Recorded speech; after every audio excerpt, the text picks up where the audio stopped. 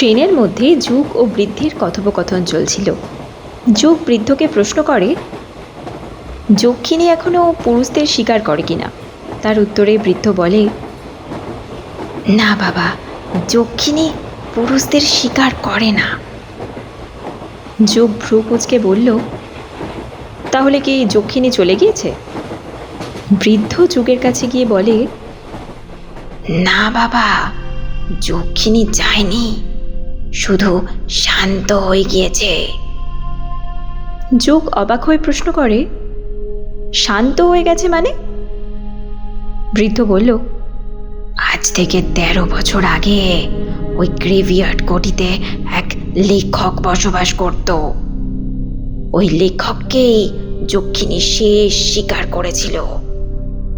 তুমি কি জানো, লেখক বাবুর লাশ কেউ খুঁজে পায়নি কোথাও, কিন্তু তার ঘর রক্তে ভর্তি ছিল।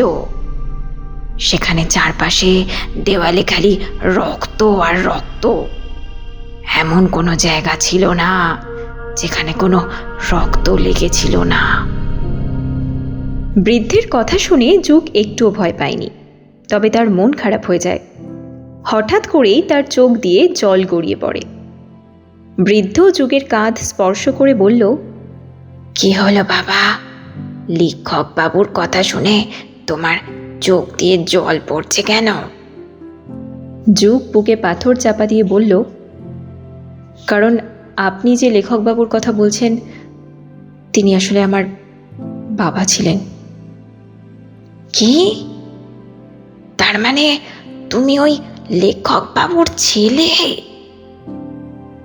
হ্যাঁ, আমি লেখক বাবুর ছেলে। বৃদ্ধ বলল, গ্রামের লোকেরা বলে ওই যক্ষিণী লেখক বাবুকে মেরেছিল, তারপরেই ওই গ্রেভিয়ার্ড কোঠিকে বন্ধ করে দেওয়া হয়েছে। তারপর থেকেই অমাবস্যা আর পূর্ণিমার রাতে পুরুষদের শিকার বন্ধ হয়ে গেছে। অনেকে তো এও বলে লেখক বাবুর সাথে সংভোগ করে হয়তো যক্ষিণীর তৃষ্ণাও মিটে গেছে, তাই হয়তো যক্ষিণী শিকার করা বন্ধ করে দিয়েছে। যুগ রহস্যভরা কণ্ঠ নিয়ে বলল, যদি সত্যি তৃষ্ণা মিটে যায়, তাহলে ও বাবাকে কেন মারল?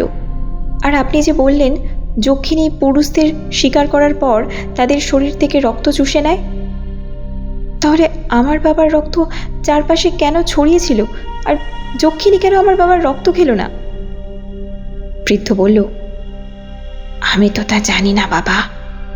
কেন সে লেখক বাবুর রক্ত কেন খায়নি, এর রহস্য তো লেখক বাবুর মৃত্যুর সাথে সাথেই মিটে গেছে। সাধারণত তো যক্ষিণী পুরুষদের সাথে সংভোগ করে তাদের মেরে ফেলে। হয়তো এমনটা হতে পারে যে লেখক বাবুর সাথে সংভোগ করে তাকে সে মেরে ফেলেছে।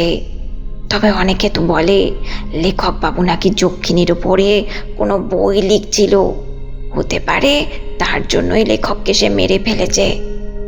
আচ্ছা, ওই বই কি আমি পেতে পারি? যুগ প্রশ্ন করল। না বাবা, ওই বই তো এখনো পাবলিশই হয়নি। হতে পারে গ্রেভিয়ার্ড কোঠিতেই রয়ে গেছে। কি, গ্রেভিয়ার্ড কোঠিতে? হ্যাঁ বাবা, গ্রেভিয়ার্ড কোঠিতে। কিন্তু বাবা, তোমাকে আগেই সাবধান করে দিই, যক্ষিণী যখন শান্ত হয়ে গেছে তো ওকে শান্তই থাকতে দাও। ওর তৃষ্ণা আবার বাড়িয়ে তুলো না, তাহলে আবার কত পুরুষের মৃত্যু হবে কে জানে। আরে আপনি আমাকে ভয় কেন দেখাচ্ছেন বলুন তো? ভয় দেখাচ্ছি না বাবা, আমি কেবল তোমাকে সাবধান করছি। মৃত্যুর আগে আমি তোমাকে সাবধান করে দিলাম। কি, বুঝলাম না।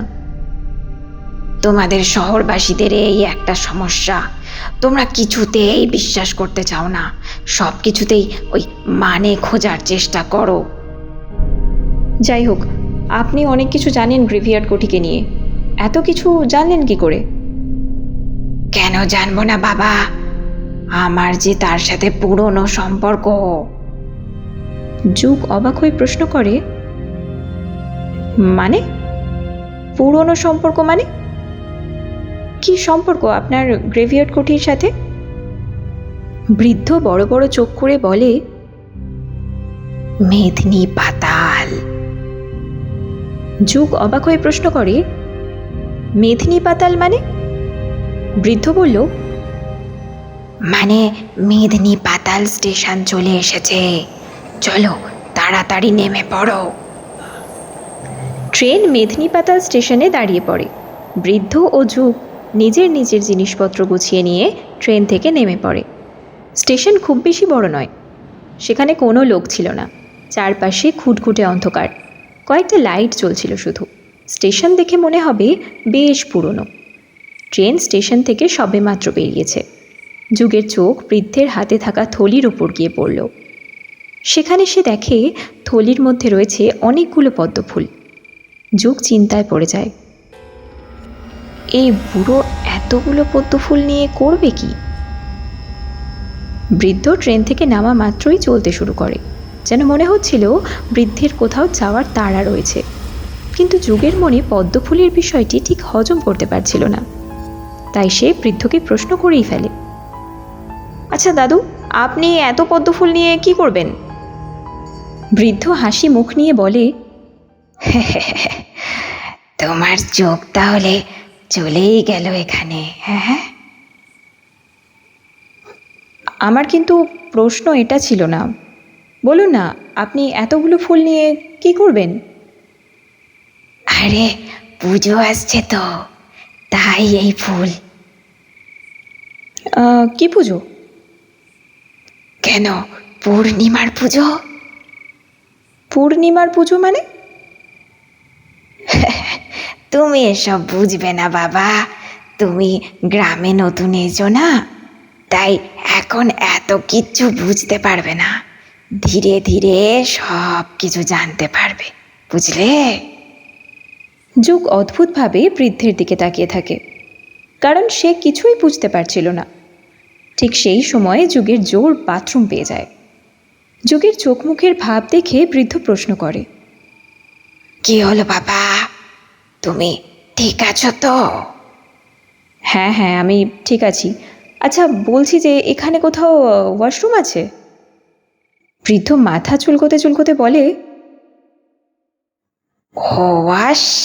ওয়াশরুম মানে? মানে টয়লেট, মানে প্রস্রাবাগার। সেটা কোথায় এখানে? ও আচ্ছা আচ্ছা, তো সেটা বলবে তো যে তুমি ট্যাঙ্কি খালি করবে। যুগ বিরক্ত হয়ে বলল, হ্যাঁ ওটাই। এখানে তো কোনো প্রস্রাবখানা নেই বাবা, পুরো দেশ উন্নতি করেছে, কিন্তু আমাদের গ্রামের এখনো কোনো উন্নতি হয়নি। স্বাধীনতার পর থেকে এখনো অবধি এই রকমই চলে যাচ্ছে। যা, তাহলে ওয়াশরুম, এই ট্যাঙ্কি খালি করবো কোথায়? আরে এত জায়গা রয়েছে, করে দাও না কোথাও না কোথাও একটা। চারপাশেই তো অন্ধকার, অন্ধকারে কেউ দেখতে পাবে না। যুগ কিছুটা এগিয়ে লাইনের ধারে চলে যায় এবং টয়লেট করে। টয়লেট করতে করতেই যুগ বৃদ্ধকে প্রশ্ন করে, আপনি এবার কোথায় যাবেন দাদু? রঙ্কামুচা। মানে আপনাকে কৃষ্ণই নদী পার করে যেতে হবে তো? হ্যাঁ। তা আপনার ভয় করে না, যদি ওই যক্ষিণী আপনাকে শিকার করে তো?